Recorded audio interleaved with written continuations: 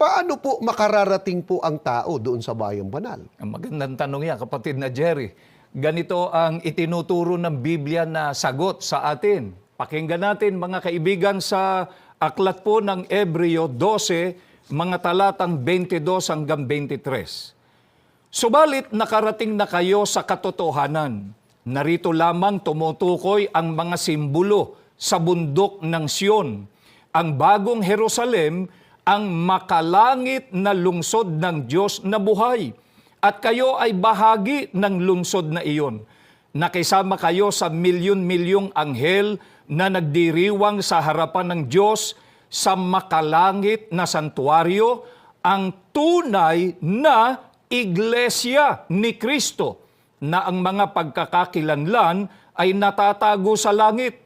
Nakarating na kayo sa Diyos, ang pinagmumulan at pamantayan ng katwiran para sa lahat ng tao, sa iningatang mga pansariling katangian ng mga taong matwid na napanauling lubos sa pagkataong tulad ng kay Kristo.